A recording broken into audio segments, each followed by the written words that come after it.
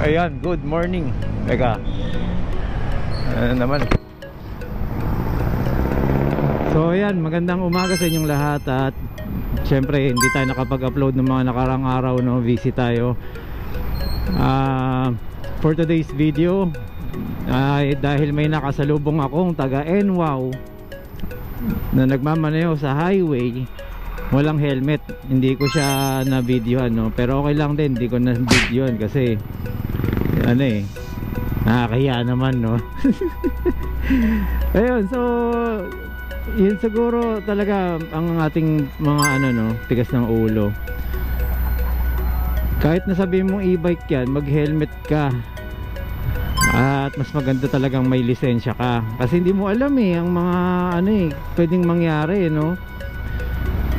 So ang dami ko napapanood yung mga angkas, mga ano, isipin mo yung pasahero namatay, angkas siya, di ba?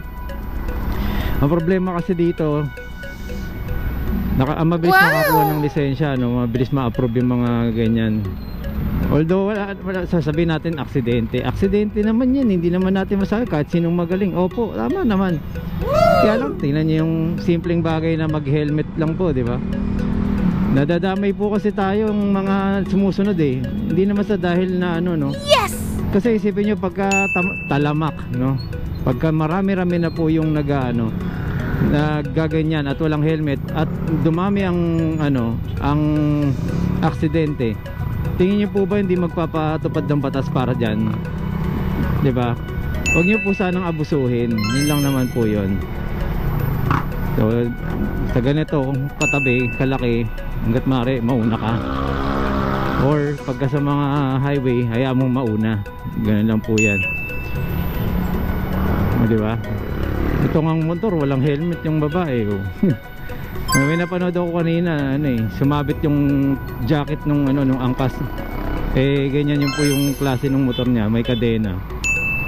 Ayun, hindi mo na alam kung natulala yung driver o talagang kunyari na lang, hindi niya alam yung nangyari. O pwedeng talagang ganun mangyari. Ano siya, na unconscious for a time, no? Yung babae naman, sabi, ang bilis-bilis kasi niya eh, ang bilis-bilis kasi niya eh. Yun naman pala, yung jacket pala niya ang sumabit. So kahit hindi mabilis yun. So kaya yung ayan, nag-signal na siya ng kanan, dito na tayo. Iwas na tayo, di ba? So para tuloy-tuloy. Okay, so dito po tayo na ano ng asa nung nakaraan.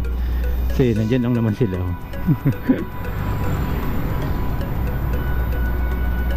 So ayun, ang mali din po sa pagbebenta ng mga e-bike,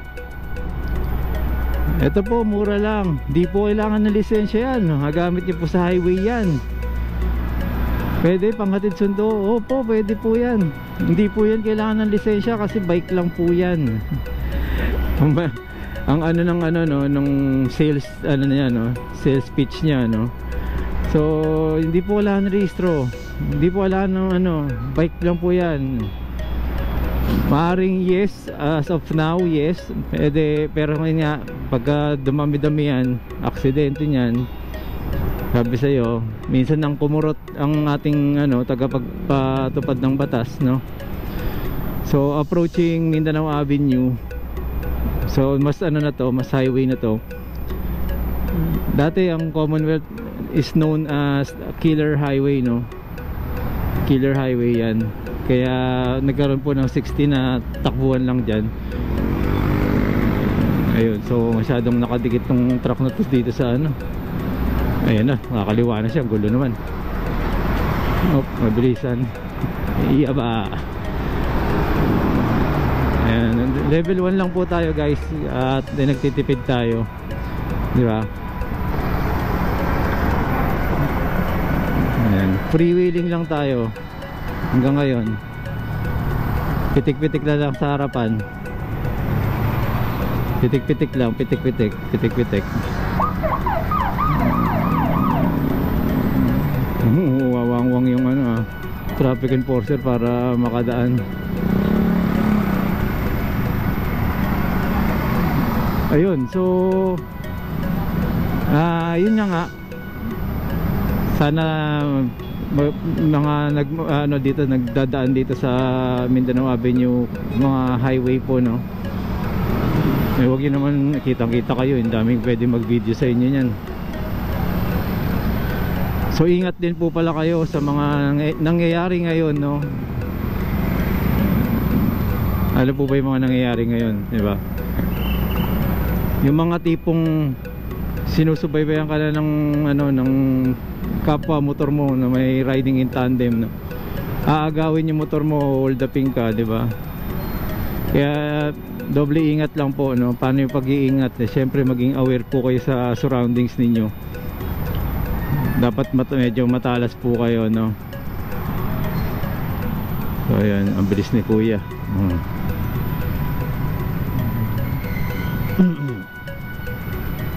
So yun, nakaraan kasi nag-video tayo. Pag play ko, ayaw, walang walang boses, walang sounds. Hindi masyado nakasaksak yung ano nitong sa mic natin. Check natin ulit. Takot tuloy, no? So ayan, isa pang nakakainis yung mga naninigarilyo sa ano. Yung pagka naninigarilyo sila, yung hangin napupunta sa likod, eh. Hindi po kasi tayo naninigarilyo, pero okay lang naman po kung yun po talaga ano nyo, pero sana lagay nyo sa lugar, no? Okay, let's go. Check.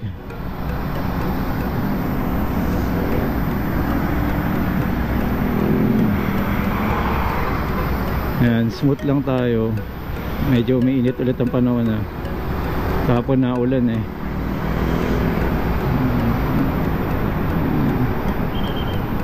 Traffic, dami talagang sasakyan, no?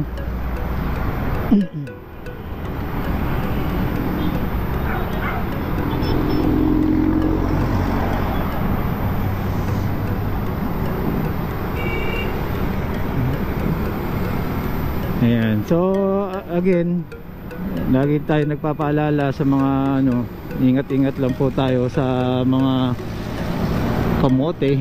Madami po sila, no? Hindi lang po ano, hindi lang po motor ang kamote,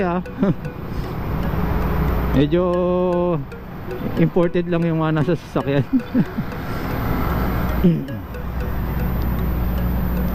Wala nang pakundangan yung mga nag-overtake, no?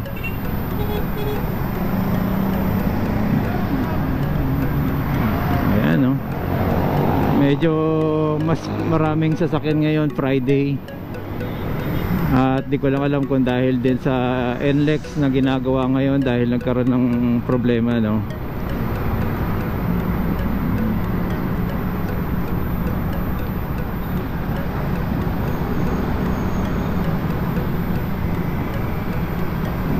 Yeah, very good si ate, oh. Yun nga lang, bike lane. Sabagay, motorcycle lane ba tawag yan?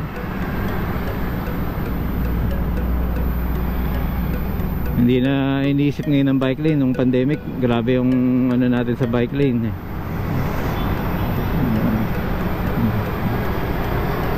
Tignan mo, walang tingin-tingin, no?